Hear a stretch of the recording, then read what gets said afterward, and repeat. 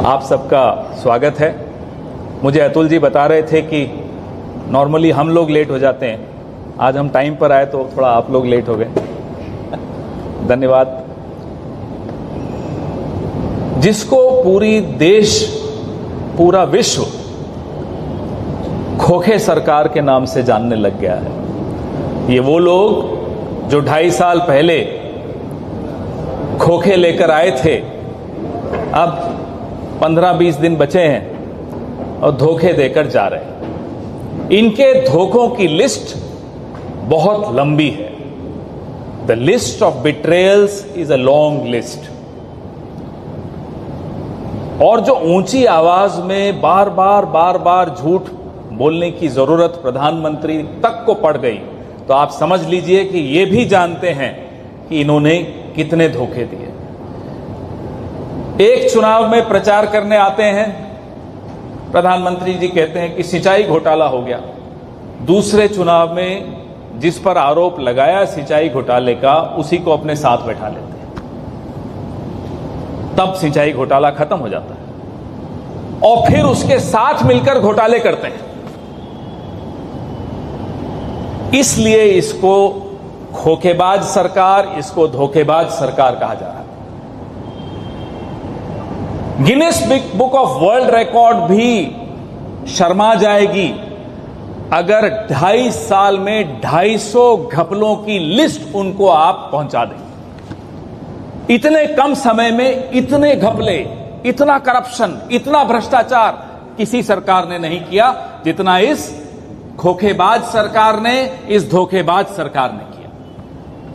List आप लोगों से ज्यादा तो हम नहीं जानते, ऐसे कई घपले हैं जो आप हमसे ज्यादा जानते हैं जो हो रहे हैं। लेकिन अब आप देखिए, पुणे रिंग रोड घोटाला, समृद्धि महामार्ग घोटाला, जलयुक्त शिवार घोटाला, छत्रपति शिवाजी महाराज की प्रतिमा में घोटाला, धारावी रीडेवलपमेंट घोटाला, कुछ लिस्ट में पढ़ रहा हूं, सारी नहीं पढ़ रहा। छत्रपति शिवाजी महाराज का बता चुका हूं, एम्बुलेंस खरीद में घोटाला। ऐसा लगता है कि महायुति वालों ने सिर्फ एक काम के लिए सरकार बनाई थी कि इतना इन्वेस्ट किया है, इससे 100 गुना ज्यादा वापस लूट के ले जाना है। वो जो खोखे खर्च किए थे उससे कहीं 100 क्या 200 क्या 1000 गुना ज्यादा भी अगर हम कहेंगे तो कमी नहीं होगी। इतना वो लोग लूट के ले जा रहे हैं। नुकसान किसको हुआ? नुकसान महाराष्ट्र के एक नौजवान को, एक किसान को, एक महिला को, एक आदिवासी को, एक दलित को, सबको नुकसान देकर जा रहे हैं, सबके साथ धोखा करके जा रहे हैं। किसानों की अगर बात करें, शेतकरी की अगर हम बात करें, 3 घंटे में एक आत्महत्या, किसान की आत्महत्या। कोई और सरकार होती तो वोट मांगने से पहले शर्म आ जाती उनको, कोई और सरकार होती तो वोट मांगने से पहले किसान से माफी मांगती। क्या वादा किया था कि 2022 तक किसानों की इनकम डबल कर देंगे। इनकम आए तो दुगनी नहीं हुई, आयु आधी कर दी किसानों की। ये धोखा है या नहीं, आप मुझे बताइए। बड़ी बड़ी इंडस्ट्रीज जो यहां लगाना चाहते थे, नागपुर, ये हमारे अतुल जी वहीं के हैं, ये बताएंगे आपको किसी दिन। एयरपोर्ट के पास एयरबस की फैक्ट्री लगनी थी, ले गए गुजरात। फॉक्सकॉन ले गए गुजरात। ऐसे फार्मा इंडस्ट्री, इतनी दवाइयों की बड़ी बड़ी फैक्ट्रियां यहां लगनी थी। 10 लाख करोड़ का इन्वेस्टमेंट जो महाराष्ट्र के हक का था, महाराष्ट्र के हिस्से का था, वो छीनकर बाकी राज्यों को दे दिया। नुकसान किसको हुआ? धोखा किसके साथ हुआ? धोखा हुआ महाराष्ट्र के नौजवान के साथ। और ये अगर 10 लाख करोड़ का इन्वेस्टमेंट महाराष्ट्र में हो जाता तो 10 लाख नौजवानों को, महाराष्ट्र के नौजवानों को नौकरी मिलती। धोखा इसको कहते हैं। इसीलिए इनको हम धोखेबाज सरकार, खोखेबाज सरकार का नाम देते हैं। जमीनें दे दी अपने दोस्त को, गौतम अडानी को, किसकी जमीन थी? पहला हक उस जमीन पर किसका था? धोखा उनको भी हुआ। स्लम रिहैबिलिटेशन के नाम पर जो लूट हो रही है, हम इसका खुलासा रोज आकर आपके सामने महाराष्ट्र में अलग अलग जगह पर करने जा रहे हैं। किस तरह से लूटा गया, किस तरह से धोखा हुआ, किस तरह से लूट खसोट कर लेकर जा रहे हैं, महाराष्ट्र माफ नहीं करेगा। एमएसपी के बारे में रोज हम खबरों में सुनते हैं। अब जिस चीज का ये मजाक उड़ाते थे कि यूपीए सरकार ने किसानों का लोन माफी कर दी, आगे लाइन पर बोलना पड़ा कि लोन माफी करेंगे। सीखना राहुल गांधी से है, लेकिन कोसना भी राहुल गांधी को है। यह प्रधानमंत्री जी का एक रूल है, नियम है, उस नियम को वो तोड़ नहीं सकते। नरेगा हो, ऋण माफी हो, राहुल गांधी के खिलाफ बोलेंगे कि ये गलत किया और फिर 5-10 साल जब फेल हो गए, वही करने की बात आ गई। लेकिन आप पर किसानों को कोई भरोसा नहीं, आपकी जुबान पर किसानों को कोई भरोसा नहीं है। किसान जानता है कि जो आप कह रहे हैं वो आप करेंगे नहीं। बीजेपी का फुल फॉर्म बहुत झूठी पार्टी, उससे अलावा और कुछ नहीं। सावित्रीबाई फूले जी का ये इलाका, ये पूरा रीजन, पूरा विश्व प्रेरणा लेता उनसे। वहां महिलाओं की क्या हालत है? एनसीआरबी का डेटा देखिए, महिलाओं की हालत, महिलाओं के खिलाफ अपराध में नंबर 2 पे महाराष्ट्र आ गया है पूरे देश में। बताइए धोखा है या नहीं महिलाओं के साथ? फिर अगर हम कहते हैं कि ये धोखेबाज खोखेबाज सरकार है तो इन्हें बुरा लग जाता है, कहते हैं हमें गाली दे रहे हो। गाली नहीं दे रहे, सच बता रहे हैं, आईना दिखा रहे हैं। शीशा देख लो, शक्ल देख लो, समझ में आ जाएगा कि आप धोखेबाज हो। महिलाओं की स्थिति बदलापुर में जो हुआ आपके सामने हुआ, लेकिन बीजेपी से संबंधित था, बात को दबा दिया, रफा दफा कर दिया। हमें मालूम है दिल्ली तक में दबाव डाला गया, बड़े बड़े एडिटर्स को फोन गया कि इस पर नहीं डिबेट करनी चाहिए, इस पर चर्चा नहीं होनी चाहिए। क्यों? क्योंकि बीजेपी का आदमी शामिल था। बेटी बचाओ वाले जो नारा देते हैं उनका आदमी शामिल था। आपको मालूम है बृजभूषण शरण सिंह के साथ प्रधानमंत्री के क्या रिश्ते हैं, बड़े करीब रिश्ते हैं, भाई मानते हैं उनको। हमारी बहन विनेश फोगाट के साथ, साक्षी मलिक के साथ जो अपराध हुए, जो अत्याचार हुए, साथ किसका दिया प्रधानमंत्री जी ने? बृजभूषण शरण सिंह का दिया। अब ये तो हुई जो बीमारी, पिछले 2.5 साल से जो बीमारी इस राज्य को दे दी इन लोगों ने। अब इलाज की बात करें। इलाज की अगर हम बात करते हैं तो आपके पीछे स्क्रीन पे आपको दिख रहा है कि हमारे पास इसका इलाज क्या है। जब इलाज की बात के बारे में मीटिंग्स हुई हमारे तमाम नेताओं की, अघाड़ी के नेताओं की, एक्सपर्ट्स से भी राय ली गई, लोगों से सलाह ली गई, तो समझ में आया कि जो जख्म ये लोग देकर जा रहे हैं, उस जख्म को ठीक करने में खर्चा भी होगा और ये स्कीम्स लानी जरूरी होंगी। तो महिला शक्ति के लिए जो महालक्ष्मी योजना है, इस योजना से मोदी जी को बड़ी परेशानी होती है। इतनी परेशानी होती है कि पहले तो नकल करते हैं, नकल करने में फिर वो अच्छी तरह कर नहीं पाते। जैसे मध्य प्रदेश का मैं आपको उदाहरण दूं और इनके झूठ का उदाहरण दूं। राहुल गांधी की बात तो चुपचाप ये रात को भी जाग जाग के सुनते हैं कि राहुल गांधी ने क्या बोला, खड़गे साहब ने क्या बोला, फिर वही नकल करते हैं।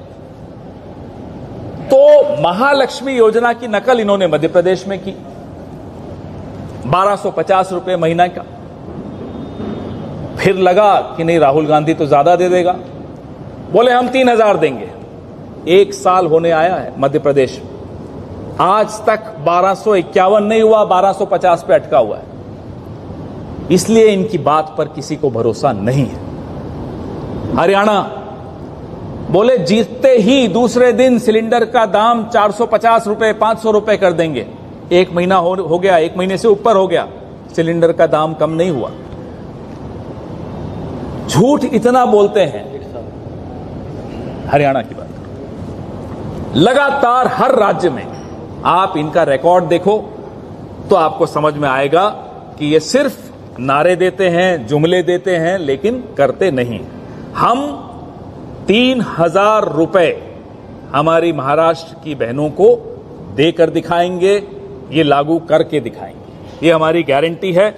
और ये 3,000 रुपए महीना कर्नाटक में आप अपनी बहनों से पूछ लीजिए कैसे उनको दिया जा रहा है। इसमें स्वास्थ्य, शिक्षा, गैस सिलेंडर, उनको काफी राहत मिली है, ये वहां की बहनें मानती हैं। कृषि समृद्धि, क्योंकि किसानों पे हमने आपसे अभी लंबी चर्चा की, लगातार कर रहे हैं।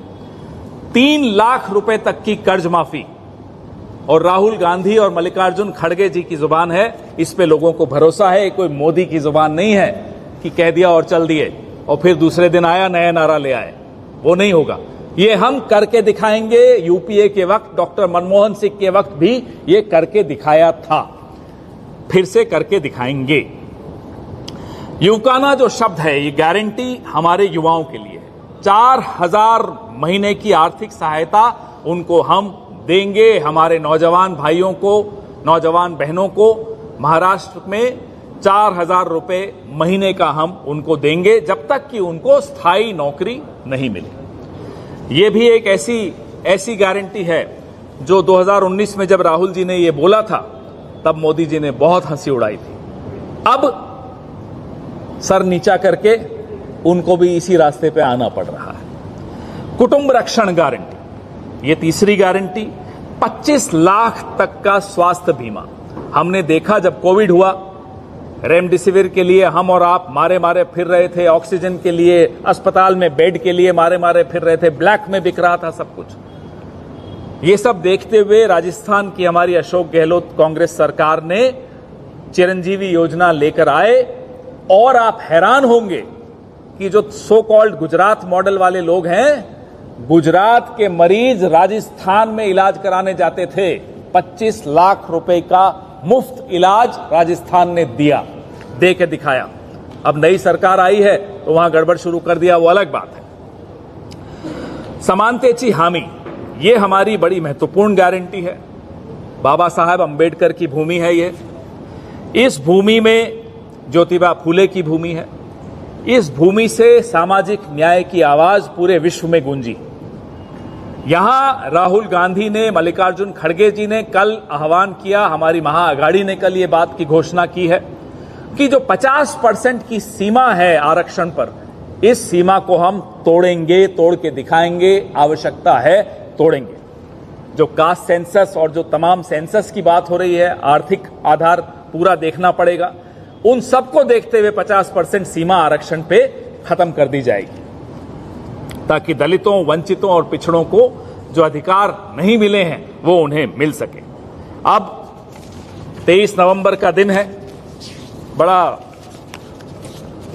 मोदी जी सारे ज्योतिषियों से पूछकर दिन फिक्स करते हैं। तो जिस ज्योतिषी से उन्होंने पूछकर 4 जून का दिन फिक्स किया था, उस ज्योतिषी को अब वो ढूंढ रहे हैं, वो मिल नहीं रहा। उसने कहा था 4 जून को रिजल्ट आएगा तो आपको 400 हो जाएंगी। अब वो ज्योतिषी अंडरग्राउंड हो गया। अगर आपके पास कोई अच्छा ज्योतिषी हो तो उसका नंबर मोदी जी को दे देना, उनको जरूरत पड़ेगी। उनके सारे ज्योतिषी अब फेल हो गए।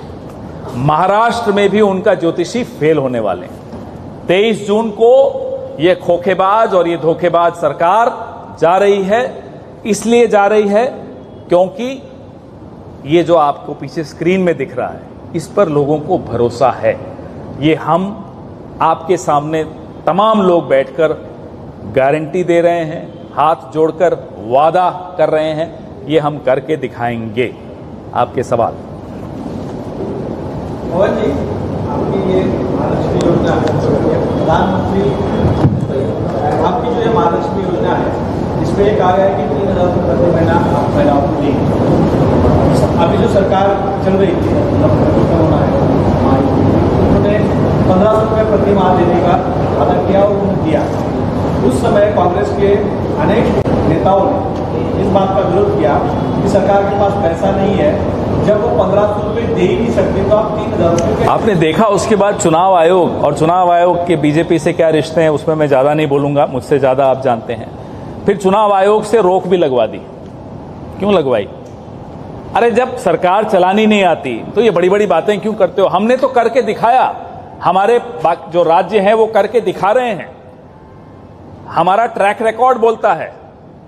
इसलिए जब हम कुछ कहते हैं तो हमें मालूम है कि हम कर पाएंगे। ये लोग नहीं कर पाएंगे। इन्होंने देखो कैसे चुनाव आयोग से फिर खुद पिछले दरवाजे से रोक लगवा दी। हरियाणा में चुनाव जिस दिन चल रहा था उस दिन किसानों के खाते में पैसे कैसे आ रहे थे, तब तो चुनाव आयोग ने रोक नहीं लगाई। महाराष्ट्र में चुनाव आयोग ने रोक लगाई, आप खुद समझ लीजिए किसने लगवाई होगी। सवाल है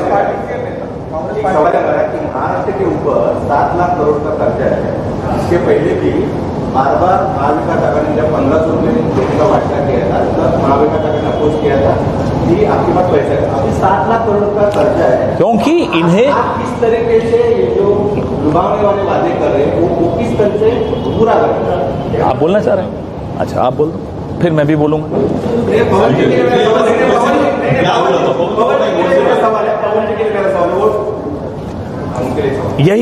यही सवाल कर्नाटक में आप जैसे हमारे किसी भाई ने पूछा जब चुनाव चल रहा था, और तब भी हमने कहा था कि हम करके दिखाएंगे। सरकार चलानी आती है, काम करना आता है। अब ये 40% कमीशन वाली सरकारें तो नहीं कर सकती, मैं मानता हूं आपसे। जब कांग्रेस ने, महाविकास आघाड़ी ने कहा इनको कि आप 1500 नहीं दे पाएंगे, तो हम जानते हैं ये नहीं दे पाएंगे। 40% कमीशन वाली सरकारें हैं, इनको अर्थशास्त्र का नहीं मालूम, ये अनर्थशास्त्री हैं। हमें मालूम है, कर्नाटक करके दिखा रहा है, हिमाचल ने ओपीएस भी कर दी, महालक्ष्मी भी कर दी, तेलंगाना 10 में से 5 गारंटियां लागू कर चुका है, अब बाकी 5 करने की बारी आ गई है। तो हम तो करके दिखा रहे हैं। ये 1 महीना दिया और उसके बाद चुनाव आयोग से रोक कैसे लगवाई, मुझे तो ये बताइए। इसलिए कांग्रेस और महाविकास आघाड़ी एक तरफ, भाजपा दूसरी तरफ। हमारा ट्रैक रिकॉर्ड आपको बताएगा कि हम अगर कहते हैं तो हमें मालूम है कि कैसे करना है।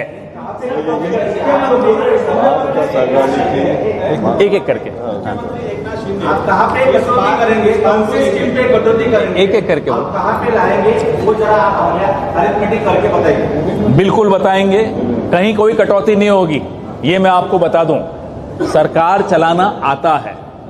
यही जब मनमोहन सिंह जी और राहुल गांधी जी ने लोन वेवर किया किसानों का, तो अरुण जेटली जी, स्वर्गीय अरुण जेटली जी, स्वर्गीय सुषमा स्वराज जी संसद में खड़े होकर ऐसे ही बोला, पैसा कहां से लाओगे जी?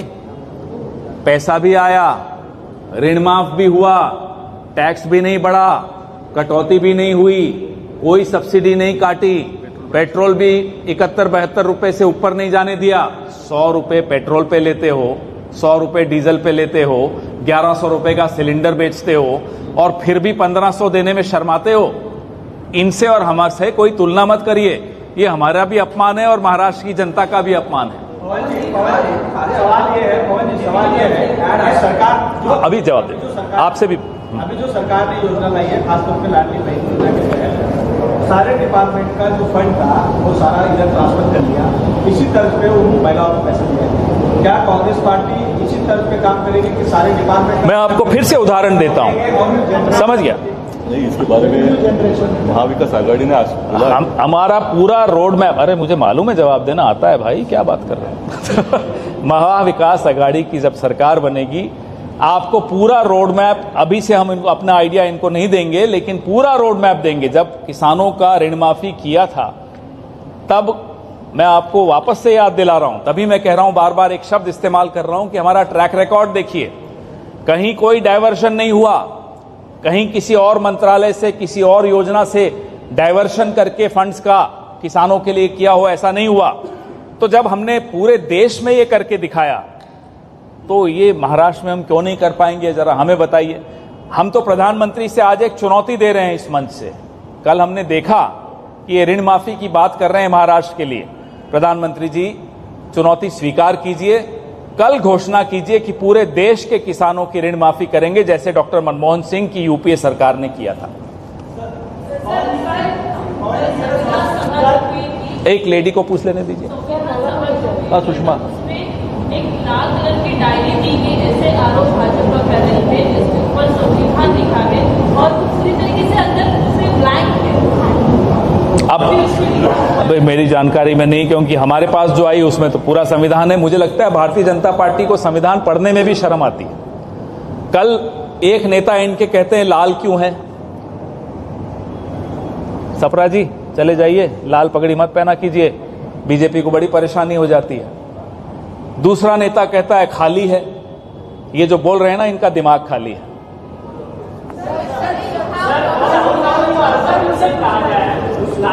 अरे बोलने दीजिए ना। संविधान से इनको शुरू से आपत्ति रही है, आज से नहीं हो रही है। नए नए बहाने ढूंढते हैं संविधान के खिलाफ बोलने का। हम तो इनको संविधान की कॉपी भी भेजने को तैयार हैं, लेकिन उस पर अमल करें। जब शपथ लेते हैं संविधान की, तब नहीं देखते संविधान की कॉपी का रंग क्या है। शपथ लेने के लिए तो भागे चले जाते हैं, सुबह सुबह 4-5 बजे चले जाते हैं शपथ लेने, तब नहीं देखते किस रंग का संविधान है। संविधान का रंग होता है। संविधान पे अमल करना सीखिए। इनको कहिए अब 5 साल विपक्ष में बैठे और रोज संविधान को पढ़ें। रंग ढूंढ रहे हैं संविधान में। अरे तभी तो कहा ना, क्योंकि लाल रंग का संविधान था। इससे पहले चुनाव में अरविंद केजरीवाल को भी प्रधानमंत्री नरेंद्र मोदी जी अर्बन नक्सल कहा था, उन्होंने कहा था हमारे देश नहीं। आप इनको इतना गंभीरता से क्यों लेते हैं? मोदी जी की पार्टी के लोग अब उनको गंभीरता से नहीं लेते हैं। सच बता रहा हूं।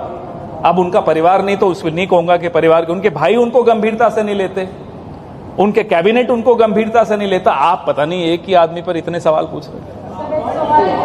एक सवाल है कि जो पहले बहन माझी लाडकी नावाची योजना, ये जो महिलाओं हाँ जी, की योजना बनाई, तो उसकी खिल्ली उड़ाई। हमारी ये अपेक्षा नहीं थी कि ऐसा कोई विरोधी पक्ष है तो उसके बारे में खिल्ली उड़ाई। खिल्ली नहीं उड़ाते, हम सीधा सीधा बात करते हैं कि साहब आपके बस की नहीं है कि आप ये लागू कर सकोगे। हम 1500 को डबल कर रहे हैं, 3000 और करके दिखाएंगे। मेरा सवाल आपसे, विरोधी पक्ष है, विरोधी पक्ष हो या सत्ता में बैठा हो, सब हमारे ही है। मगर जो वो उन्होंने डिक्लेयर किया, अभी भी एक ऐड आई है आपको तरफ से एनसीपी की कि वो बहन वाली लड़की उसको ये नहीं किया। सुरक्षा और इसका सवाल तो हर देखिए एक बात सुन लीजिए, मैडम एक बात सुन लीजिए। क्या हम महिला अपराध पे चुप बैठे रहे? जी नहीं, हम चुप नहीं बैठेंगे। वो बदलापुर में हो, वो कोल्हापुर में हो, वो हाथरस में हो, वो दिल्ली में हो, कहीं भी हो, हम बोलेंगे और बोलेंगे। अब महिला अपराध में सरकार की निंदा कर लें तो किसी को बुरा लगता है, तो उनको कहिए कि पहले आंकड़े ठीक करवाइए, महिलाओं के खिलाफ अपराध बंद कीजिए, फिर बुरा मानिए। हम तो बोलेंगे। आप 1500 की बात करके चुनाव आयोग से रुकवाते हैं, हम 3000 दे के दिखलाएंगे। ये चुनौती हमने स्वीकार कर ली है, डबल करके बता रहे हैं। और हम मोदी जी को अब चुनौती देते हैं, कहिए पूरे देश के किसानों का ऋण माफ करने की हिम्मत है या नहीं है? एक एक करके आप गाइड करो ना, माइक दे दो ना। जो मुफ्त योजना है वो दी जा रही है, लेकिन मुफ्त में जो योजनाएं दी जा रही है उसको देखते हुए आगामी जो भारत की आर्थिक स्थिति है तो क्या उसमें बिगड़ जा सकती है? क्योंकि जैसे कि लाडली बहन योजना है, अभी आप महाराष्ट्र में गए 1500 उसमें था, इसमें 3000। तो मुफ्त में जो योजना दे। दोस्त एक बात सुन लो, ये शब्द गलत है। ये कोई मैं अपनी जेब से नहीं दे रहा हूं, ये महाराष्ट्र का ही पैसा महाराष्ट्र को मिले, उनका न्याय, उनको हक है उनका। ये तो मुफ्त योजना नहीं है, ये आप ही का पैसा है, आपको मिले, इनकी जेब में नहीं जाए। जिनकी जेब में जाता है पिछले 2.5 साल से जा रहा है। और जैसा कि मैंने आपको अपनी प्रेस वार्ता में बोला, हमने करके दिखाया है, कर्नाटक ने करके दिखाया। बावजूद इसके कि जो जीएसटी का हिस्सा हमारे राज्यों को देने में ये लोग विलंब करते हैं, लेट करते हैं, उसके बावजूद हमने करके दिखाया है। इसलिए हमें मालूम है कि सरकारें कैसे चलाई जाती हैं, अर्थशास्त्र हमें समझ में आता है। इनको सिर्फ 40% कमीशन लेना आता है। जी नहीं, आपको करके दिखाएंगे। बगाव महाराष्ट्र में महाविकास आघाड़ी और कांग्रेस याराना के तौर पर लड़ रही है, दोस्ताना के साथ चल रही है, लेकिन कई जगहों पे बगावत कांग्रेस पार्टी की तरफ से हुई है। रामटेक की एक विषय है। रामटेक में जो बगावत हुई है, कांग्रेस पार्टी कह रही है कि हम 6 साल के लिए निष्कासित करेंगे। लेकिन एक बात यह है कि रामटेक के मामले में अभी तक कोई निर्णय नहीं लिया गया। और दूसरी बात उसमें अभी दे रहे निर्णय नहीं लिया गया है। उसके बाद उद्धव ठाकरे ग्रुप के जो नेता है बहुत नाराज है इस बात को लेकर कि कांग्रेस पार्टी ने भाई लोकल क्वेश्चन है तो मेरे को आइडिया है। लोकल क्वेश्चन है। हो गया, आदेश दे दिया है। खुद चंडीतला साहब ने आदेश दिया है कि आज शाम तक जो है जितने भी लीडर्स हैं उनके ऊपर कार्रवाई हो जाएगी। सर मेरा वो जो पूछना चाह रहे थे, एक मिनट उनको दे दो पहले। शायद आपने जवाब भी दे दिया होगा।